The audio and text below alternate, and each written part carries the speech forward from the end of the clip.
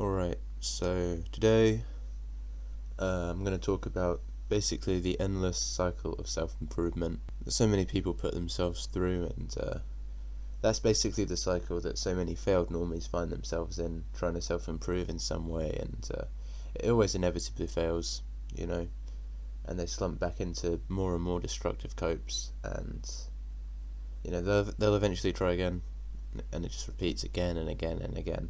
That's why I call it the never-ending cycle of self-improvement, because no matter what happens, the brain will never give up hope, because even logically, when it's over, the brain will just go to extreme ends to keep coping. So for example, take like NoFap, right? So the vast majority of men are addicted to porn, and those who want to stop, those who want to quit will try NoFap usually. And firstly, I strongly condone NoFap. I think it's a good thing. I mean, I guess in an ideal world, no one would be jerking off, I guess. I don't know. But it's a good cope. Fapping's a good cope because it basically simulates sex for the brain.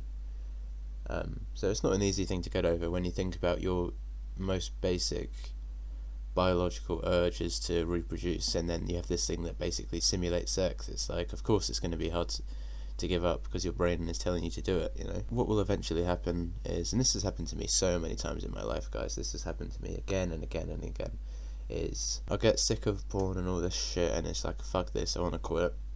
So I'll go on NoFap, and it'll last a while. Like my longest streak was like 3 months. I did the whole 90 days thing, a little bit more than that actually, but eventually, you'll relapse, and it's just like this never-ending, vicious cycle of self-improvement that constantly demands more and more sacrifices from you.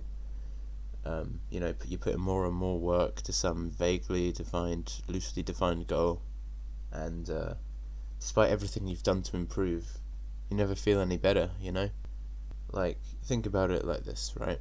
Look back over the past few years of your life and all the self-improvement you've done, if you've attempted to do any, right? It's like, has it really amounted to anything, I mean, maybe some of you will say yeah, but I think, I know for myself, it's like, I feel like my life would be pretty much exactly the same as it is now if I hadn't done any of this shit. So yeah, that episode of The Simpsons where it just shows like Homer's life, like every day he takes a photo of himself, and the time just goes by with this music playing over it. That's pretty much how life feels after you've done this whole self-improvement thing for a while. Like, the first time you try self-improvement, you feel real good about yourself. You're like, oh, this is really going to work out, this is really going to be for the better.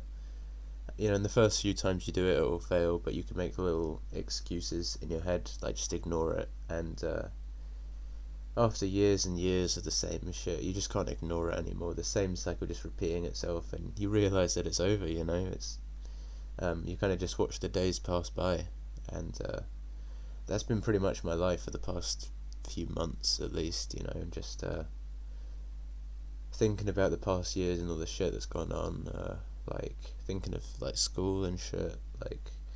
Let me just say, college was a complete fucking waste of time. I mean, that was basically 3 years out of my life for nothing. I mean, it is what it is, but and the whole feeling is just made worse because of my just unbelievably fucked up sleep cycle. I've suffered with insomnia for most of my life, pretty much, and it just makes falling asleep really hard, and the worst part about it is just lying there with nothing but your thoughts, just no stimulation at all, just laying there thinking. And that's what makes it so difficult falling asleep, is because I don't want to do that, I don't want to go there, and that's the reason I think so many normies are constantly hooked up to some kind of entertainment these days. They can't do anything without watching YouTube or having TikTok going on in the background, and it's because they don't want to be left alone with their thoughts. It's just constantly being sleep deprived makes life so much worse. Not to mention, I couldn't even try self-improvement at this point, even if I wanted to, because of the lack of sleep. It's pretty much over for sleepy cells, but that kind of leads me on to my next point, and that's just realizing you've fucked up the basics of life. Sleep is just one example. something that's so important that I just can't do. Like, I feel like I missed a day of school or something where some shit like that was taught, and it's like sleeping, other basic things like cleaning, keeping it organised and all that kind of stuff. Like, I remember teachers in school would make me feel like such a fucking retard as well. Like, they would talk to me like I was a baby or some shit, because it's like I forgot something. Like, there was a test someday and I forgot, again probably because I was sleep deprived, and then I'd go into school and then this teacher would be like, oh, do you have a planner? You need to organise these things, and they just talk to me like I was a retard. And I mean, to be fair, maybe that's not far from the truth, but it's not nice. It sucks to be spoken to that way. All of that kind of shit, like sleeping, cleaning, keeping organised, that kind of, those basics of living. It feels like everyone else has their shit together except me. But that's a brutal black pill, realising that while you're worrying about fixing like your sleep or cleaning your room, Chad's just fucking your looks match as you're trying to do those things. Absolutely fucking brutal. And the thing is as well is, like, I'd always coat my balls off thinking like, oh, if I just clean my room, or if I just fix my sleep schedule, it'll be okay. And it's like, I've seen Chads who complain about their fucked up sleep schedule, or their messy rooms and shit like that, and they're still getting with so many girls, dude. And it's like, what's really brutal is that sometimes the reason their sleep schedule is so fucked up is because they're having so much sex. Meanwhile, my sleep's fucked up because for me to fall asleep would, require me to be alone with my thoughts without any of my copes. I mean, that's just absolutely fucking brutal. Like, someone like Jordan Peterson says, oh, you need to clean your room. It's like, you think Chad's room is clean? You think Chad has a good sleep schedule? It doesn't matter. None of this, like, I'm not saying it doesn't improve it at all. I'm just saying it's pennies, really. It means nothing in the grand scheme of things. But that's the thing about self-improvement. It just feels like you never get anything done. Like, if any of you guys have ever gone to the beach and you've tried to dig a hole in the sand, and after a while the sand just starts to fall back into the hole because the sides get too steep, and that's kind of like self-improvement. And if you imagine how deep you dig that hole represents how much you can improve in life, then you can think of it like this, right? Some people are just born to dig a deeper hole, so to speak, than others, and when you dig deep and the sand starts falling back into the hole, that's you trying to get more out of life than you were genetically predisposed to do. It's brutal, but that's life. I hear some people cope by saying, the point of life is the struggle, bro. It's meant to be hard. Find meaning in the struggle, and all that shit. And of course, it's all a bunch of coping bullshit. It's like, the funny thing is, usually I see it's actually Chads, or at least Chadlites, saying that shit rather than normies trying to self-improve. And all that shows to me is that if you're successful in life and happy, then you'll find meaning in it. Like, people say, oh, if you didn't have any struggle in life, you wouldn't be happy. And it's like, you think some billionaire who was born into a rich family, just sitting on the deck of his yacht, 10 out of 10 looks with, any girl he wants, you think he's miserable because his life is easy? I don't think so, dude. It's just cope, of course, it's just cope. Like, being born with a huge advantage over everyone else and then easily winning at life, it is a much nicer experience, obviously, than being a subhuman. And if you're successful without even trying, then of course you'll find life meaningful and fulfilling. It's because when you're happy, you don't think about it. This is why I say only, unsuccessful subhumans will be blackpilled. It's because no one else is thinking about that shit, because why would they? If, like, why would you question a good thing? You wouldn't, and they try and justify it to everyone else, like, being a successful Chad and thinking you've earned that position rather than being born into it must be one of the best situations to be in, just from a mental perspective. Because if these people who are successful admit that it's not because they worked hard, it's just because of genetics and what you were born into, basically, it's not actually in your control, then they give up basically any bragging rights about their position. So of course they're not going to admit it to themselves or to anyone else. But I mean, I've tried to find meaning in life. I've tried to find meaning in the struggle, but it just isn't happening. Like I said, you can only fall flat on your face so many times before you think, fuck this, and give up. It's like I just feel like I've spent so long trying to find the right cope, just trying to find meaning in life and put it into words, and I've just failed, you know. To be honest, I just can't see any meaning in life.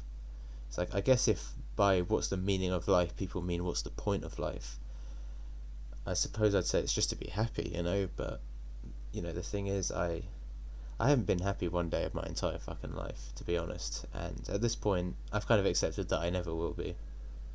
And the thing that would make me really happy, it's like, I don't even know anymore. Like a year ago I'd have said, a girlfriend would have made me happy. But honestly, at this point, I kind of know that probably wouldn't even fix my life, Like, it would be a hell of a lot better, having a girlfriend, don't get me wrong. But I think my life is just beyond repair at this point. I don't think even that would fix it. And like I keep saying, you can only go through so much shit before you stop caring. It's like a car going through mud, It can only go through so much shit before it starts to break down, I mean, that's the way I've been feeling more and more recently. Just like, what's the fucking point of anything? It's got to the point where it's like, I don't even care about doing basic shit like shaving, It's like, I just can't be fucking bothered to do it. I can't be bothered to shave. I don't want to grow out some kind of neck beard or some stupid gross shit like that, so I keep doing it, just less often, Like, my hair grows pretty quick. Usually I have to shave like once a day, but now I'm doing it like every 2 or 3 days, I guess. And showering too, it's like, it's just sometimes I think, what's even the point? Brushing my teeth every morning, it's just a pain in the ass. Like, I know some people find that gross, but seriously, what's the point? I mean, a lot of the time I don't even get out of bed until very late in the day, so I kind of naturally avoid these things anyway.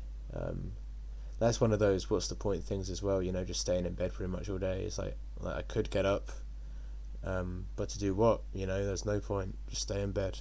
Another thing that I talked about at the start of the video is NoFap, which I've been trying for a while now. Like I mentioned, my streak was 3 months. I mean, that feels like fucking ages ago now, but that was like back in February. But I mean, I do feel like the 3 months thing was good for me. Like, my addiction isn't so bad now. I mean, that's probably cope, but I don't know. I was certainly happier back then. That was like February to April, of this year. But I mean, I guess that was just because there was other shit going on in my life at that time that made me happier, I guess. Like other self-improvement bullshit that of course didn't work out.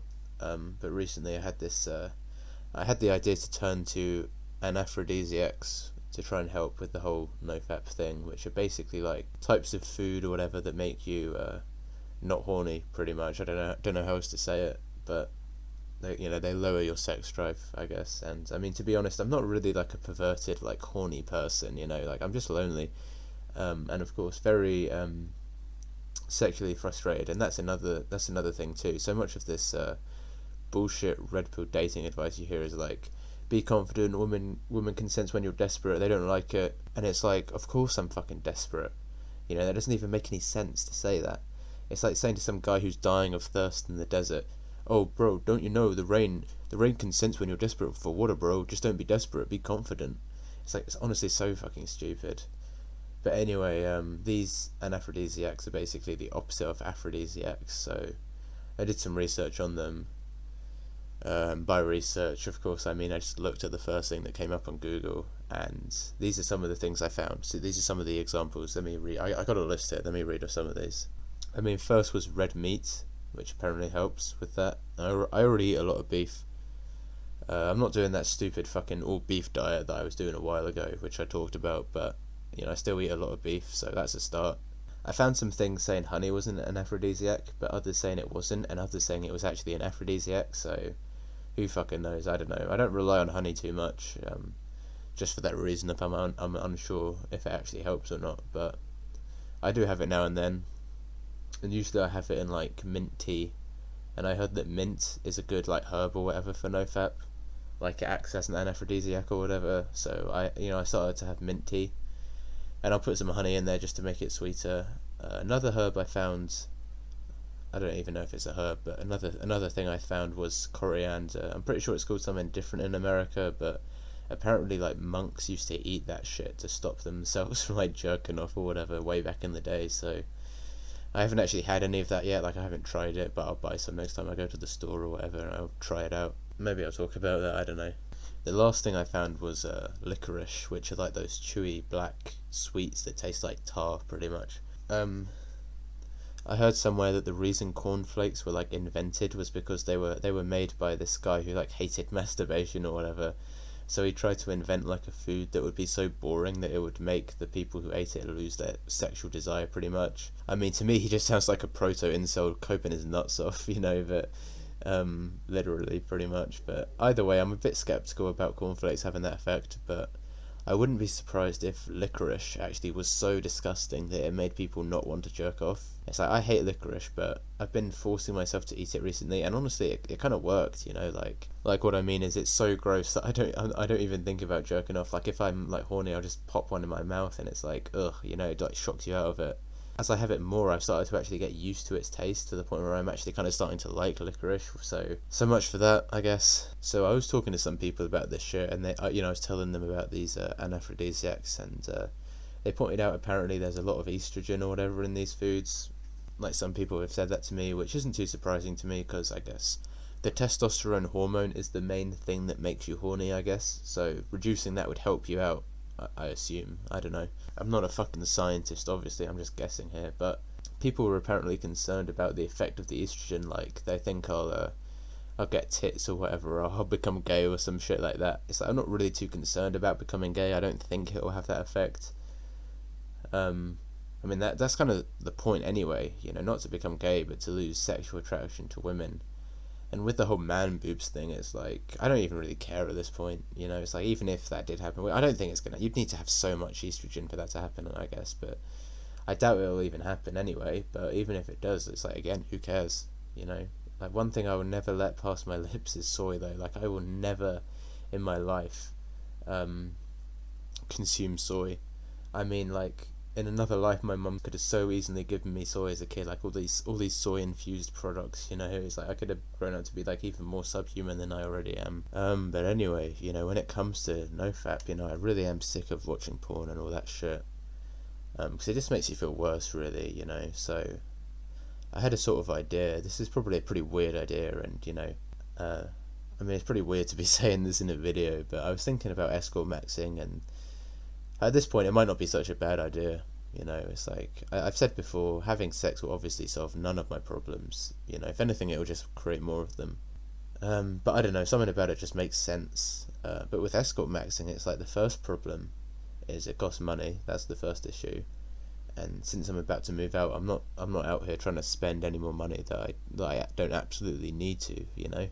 And also, that shit's just kind of nasty, as an idea. Like, I'm not trying to catch some disease or some shit, but I did have this other idea of buying like a sex doll. This is so weird to be talking about in a video, but since I'm moving out, it would be more possible. I mean, it's still pretty fucking weird. It's probably weirder than escort maxing, but at least it's like a one-time purchase, and it's actually like clean. You ain't gonna catch any diseases.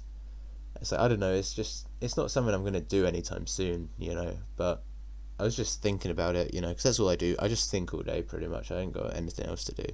But the thing is, those things go for literally thousands of fucking dollars, like $2,000, $3,000, and they take up a lot of room as well. After a while, you just stop caring if shit's weird or whatever. Like I said, like, what have I got to lose, I mean, $2,000 for a sex doll with guaranteed sex, not real sex, but still better than jerking off pretty much whenever you want. Seems like a lot better than paying thousands of dollars for a girlfriend who's going to leave you or cheat on you or some shit like that, And if you can even get one in the first place, I can't even get laid if I wanted to. I'm going to make a prediction now that as male loneliness continues to rise or continues to increase, I think buying like sex dolls and shit like that, like AI girlfriends, we're seeing that now. That's becoming more common. So all that kind of shit is just going to be more normalized, like people won't care if you get one. Oh, you don't even smile. Oh, you don't like real girls.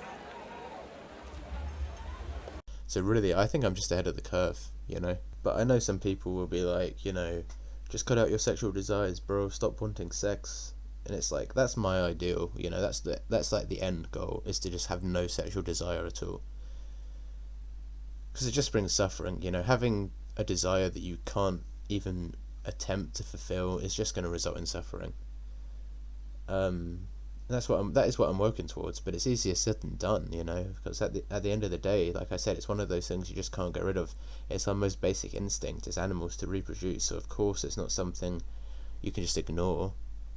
And I think the majority of people who claim to have completely cut out their sexual desires are just in denial, you know, and basically just coping, you know, as usual when it comes to that type of shit. They're just projecting onto everyone else. And I know people will be like thinking as well, like, why get a sex doll? You know, what's the point when the hub is free and right there? You know, what's the point? It's like, that's a fair point.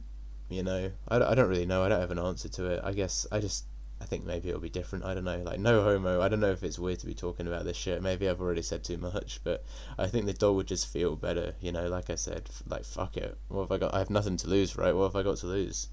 But thinking about that, you know, I have really no idea about any of that shit, you know, like, I mean, I think some people take it for granted that shit doesn't come as second nature to everyone, you know, like, I never had anyone teaching me about, you know, any of that shit, you know, when it comes to sex and stuff like that. I didn't have a sex education. I don't know what the fuck I'm doing.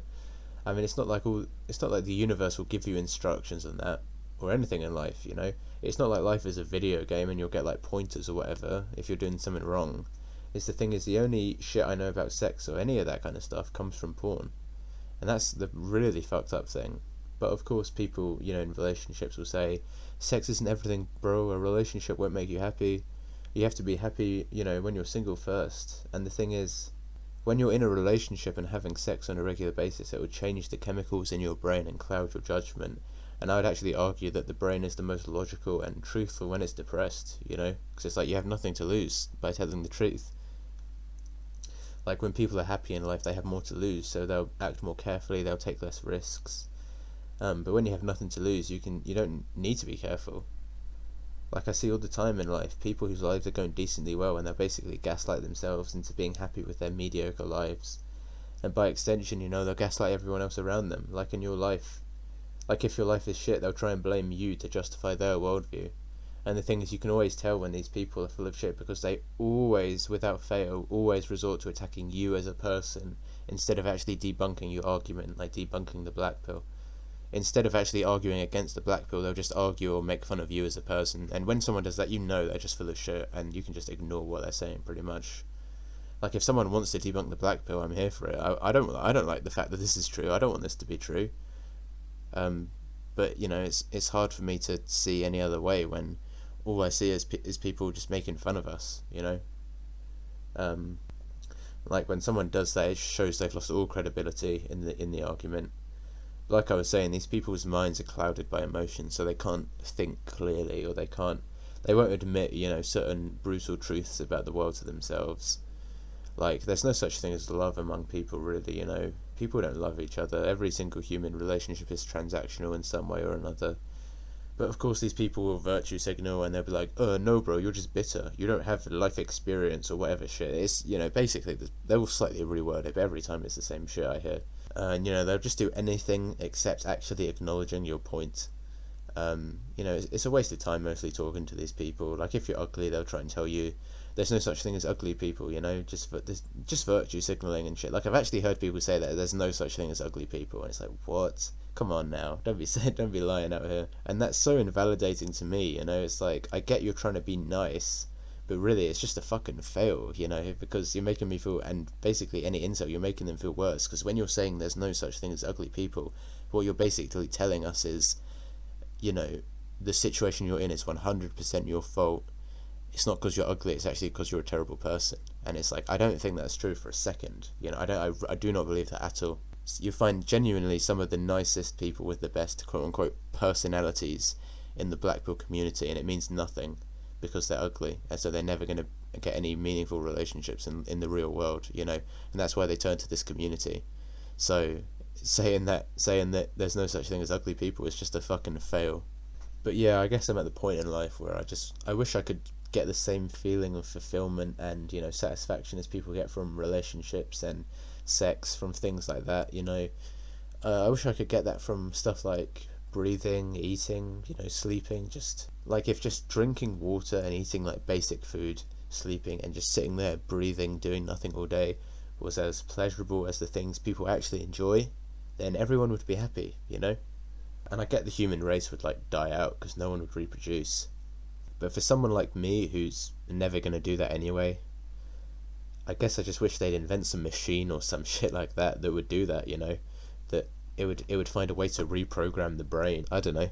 Maybe you know what I mean, or maybe I'm not making any sense, but yeah, I guess I want to feel fucking normal again, I mean, really, I'm at the point where I kind of wish I didn't exist, at all. Like, I just wish there was nothing, and I'd be truly at peace. I don't know. But for now, I just spend all my free time basically playing video games that I fucking hate. Like, I haven't had fun playing games for so long at this point. Like, I can't even remember the last time I played a game and had fun. I had another idea, which some people, have said it at some point. Like, I remember reading it and thinking that's stupid, but I don't remember who said it, but I remember reading it somewhere. And that's trying, like, edibles or some shit like that. And it's like, I know on paper that's a stupid fucking idea, but who knows, maybe it'll fix something in my brain or some shit. I don't know. If I do that, though, I'll probably make it into a video or something, I don't know. But if anyone knows anything about that, let me know.